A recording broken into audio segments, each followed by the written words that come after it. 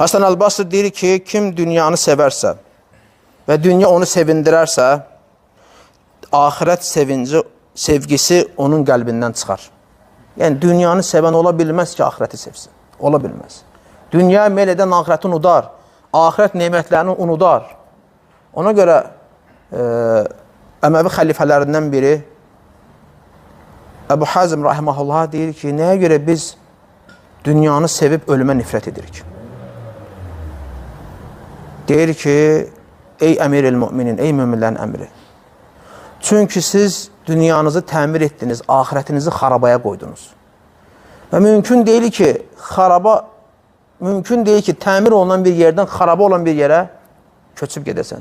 Kim gedə? Bax, gözəl təmir eləmişsən. Dünyavı gözəl bir imarətin var, qurmusan. Sənə deyirlər ki, bunu tərk elə, orada bir qıraqda bir xarabaxana var, ged orada yaşa. Kim gedər? Heç kəs getməz, düzdürmü? Deməli, dünyasını təmir edən ola bilməz ki, axirətə, o xaraba qoyduğu axirətə meyl eləsin. Çünki artıq dünyanı sevib. Dünya qəlbində musallat olub, hökümranlıq edir, bu axirət payları istəmir. Elə bilir ki, nağdı burasıdır.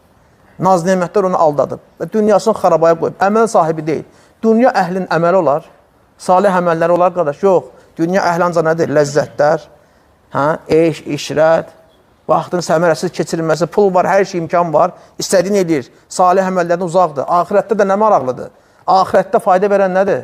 Salih əməllər. O salih əməllər olmayandan sonra bu adam axirətini artıq xarabaya qoyub. Vay beləsin halına. Dünyasını təmir edən, axirətə keçərim, ona görə deyir, sizlər dünyanı sevib ölümə nifrət edirsiniz. Bilir ki, öləndən sonra o xaraba qoyduğu axirətə gedəcək. Orada da bədbəxt rüsvay olacaqdır. Demək,